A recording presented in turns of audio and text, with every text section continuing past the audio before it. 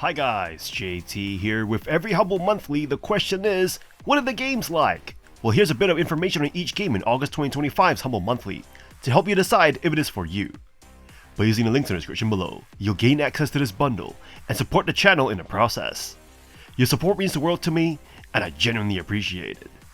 Anyway, let's get into this.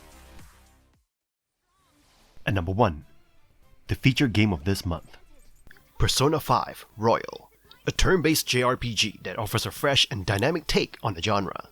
Developed by Atlus and published by Sega, it takes players on a thrilling adventure of teenage angst and mind heists in modern-day Tokyo. The game introduces a cast of characters known as the Phantom Thieves who rebel against unjust adults in a world full of corruption. The gameplay features a mix of strategic combat and exploration. The combat system allows players to exploit enemy weaknesses, chain attacks, and unleash powerful team combinations. The game's dungeons are not mere corridors, but intricate environments with treasures to collect and secrets to uncover. Persona 5 Royal stands out with its stylish presentation and engaging storyline. The game tackles mature themes such as abuse of authority and societal pressures. It also delves into the complex emotional journeys of its characters, providing a relatable experience for players. The game's calendar system adds a sense of progression, with each day presenting different activities and interactions with friends. Building relationships with allies not only strengthens their abilities, but also offers emotional depth to the narrative. Despite its lengthy runtime of over 100 hours, Persona 5 Royal manages to keep players engaged with its inventive gameplay mechanics and compelling story. The game received critical acclaim for its slick presentation, satisfying combat, and memorable characters. It is considered a pinnacle of the turn-based JRPG genre, and a must-play for fans of the series and newcomers alike. And number 2 we have Banishers, Ghosts of New Eden, a choice-driven action RPG set in a haunting reimagining of the American frontier in 1695. You step into the boots of Red Mac Wraith, a banisher, a professional ghost hunter, whose partner and lover, Antia Duarte, is tragically killed early in the story. Bound to you as a spirit, Antia's fate hinges on your decisions. Will you peacefully ascend her to the afterlife, or use dark magic to resurrect her no matter the cost? The heart of Banishers lies in its morally complex choices. Around every corner are haunting cases, self-contained ghost stories that challenge your convictions. Each decision shapes the world, the people in it, and Antia's ultimate fate.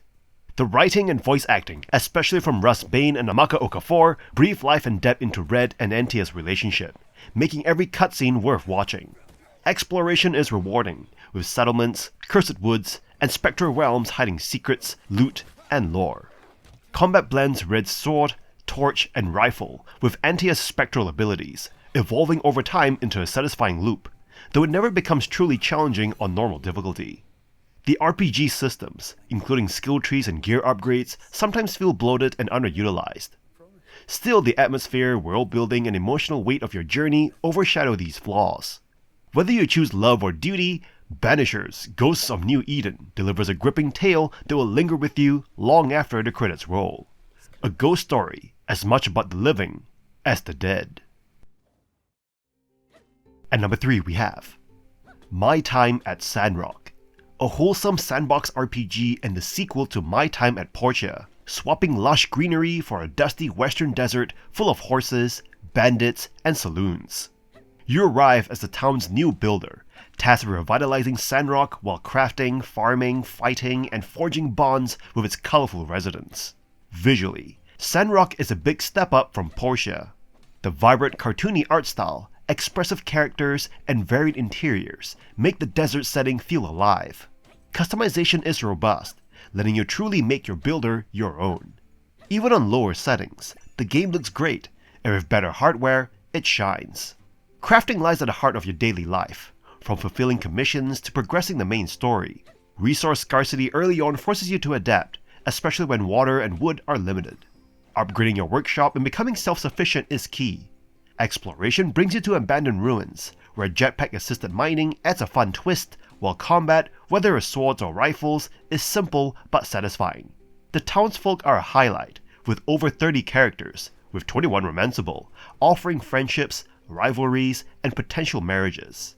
Socializing, gift-giving, and even brawling all deepen your connections. A skill tree lets you tailor your playstyle, rewarding both work and leisure. Minor issues like frequent load screens, inventory clutter, and uneven voice mixing don't overshadow the charm. With plenty of side activities, dungeons, and customization, my time at Sandrock delivers a rich blend of peaceful building and exciting adventuring. If you love Portia, you'll feel right at home here. At number 4 we have Let's School, a captivating school management simulation set in a rural town. As the headmaster, you take charge of a dilapidated educational institution, aiming to transform it into a center of excellence. Your responsibilities include attracting students, hiring staff, creating courses, managing finances, and maintaining discipline. The game's aesthetic, reminiscent of a high school art class, distinguishes it with warm autumn tones and pastel shades, offering a relaxed atmosphere. Similar to Sega's Two Point Campus, Let's School introduces its own unique approach, steering away from cartoonish elements. Despite a few rough edges in animation and repetitive character dialogue, the game engages players in a balanced mix of building construction, staff management, and research. Constructing and upgrading the school plays a central role, with familiar controls facilitating the process. Micromanagement extends to student and staff needs, with nuanced choices impacting the overall school environment. While there are minor limitations in certain aspects, such as limited choices in furnishings and predictable student behavior, the game introduces entertaining elements like field trips and end-of-the-year pep talks. Let's School stands out as a functional management sim, with occasional moments of brilliance, offering a solid B-grade experience. Despite some areas needing refinement, the game's charming aesthetic and engaging gameplay make it a worthwhile, relaxing sandbox management adventure. The potential for improvement suggests there is some after-school tutelage. Let's School could excel further. At number 5 we have Lil Gator Game, a heartwarming open-world adventure where you step into the playful shoes of a charming young gator determined to reconnect with their big sister. Set on a cozy autumn-hued island, this short but delightful journey is packed with whimsy, humor, and heartfelt moments. You begin with a simple goal: create the ultimate game to convince your sister, who is busy with college assignments, to join in on the fun. Armed with tools like a floppy hat, cardboard monsters, and a sense of boundless imagination, you set off to explore, make friends, and craft your own adventure. The game's light-hearted RPG mechanics, like fetch quests and timed races, are perfect for relaxing exploration, and its humor keeps you grinning. The island itself is a joy to traverse, with vibrant environments that beg you to climb, glide, and surf your way around. The absence of maps and quest journals means you'll rely on landmarks to navigate, making every detour an opportunity for discovery. The cheerful background music and natural sounds enhance a serene, playful atmosphere. Dialogue shines as you encounter quirky NPCs with offbeat humor and touching personalities, creating moments that balance silliness with genuine emotion. Despite its simplicity, Lil Gator Game taps into themes of childhood wonder, family bonds, and the beauty of imagination, delivering a surprisingly grounding experience. For those seeking a heartfelt escape, this charming island adventure will leave you smiling, and perhaps longing for a simpler time. Lil Gator Game is a pure joy. At number 6 we have Tiny Terry's Turbo Trip, a quirky sandbox adventure where you help Terry achieve his dream of reaching space, not through NASA, but by driving really fast.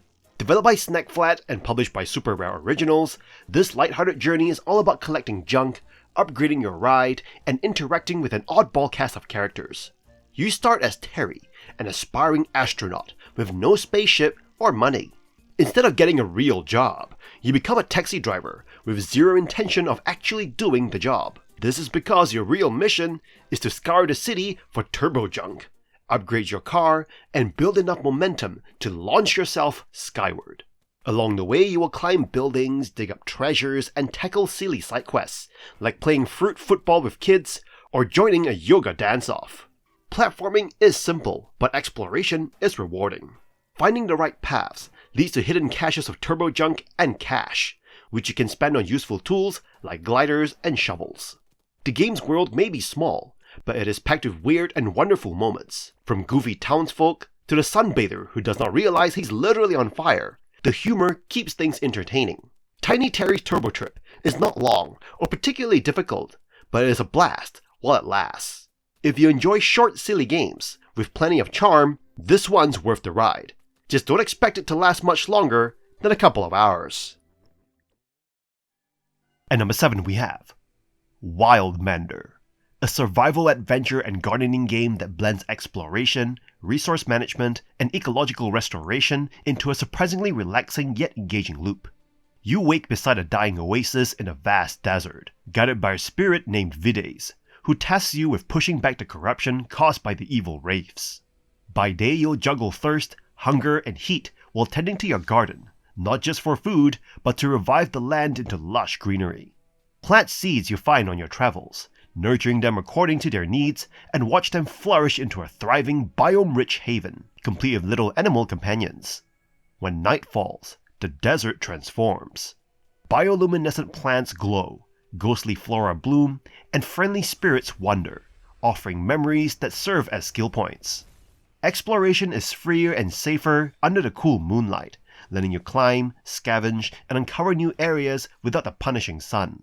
Combat is simple, light projectiles, barriers, and dodges, and while it's not the game's focus, enemies drop useful resources. Progression is rewarding thanks to a varied skill system, from survival upgrades to magical abilities and fast travel options. Custom difficulty settings let you tailor the challenge, whether you want a tough survival grind or a relaxed gardening focus. The game's subtle environmental message, restore nature to heal the world, lands without feeling preachy. With its gorgeous lighting, atmospheric day-night cycle, and satisfying balance between cozy cultivation and adventurous exploration, Wildmender delivers a unique, memorable experience. Minor issues like basic combat and no voice acting barely dent its charm. You might come for the survival, but you'll stay for the garden.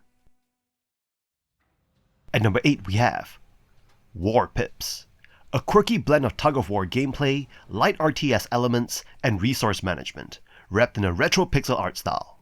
You play as the commander of Pipolonia's ragtag forces, fighting back against invading military corporations across a chain of islands. Each battle is a tug-of-war over enemy bases, and your success hinges on unit choice, timing, and resource use.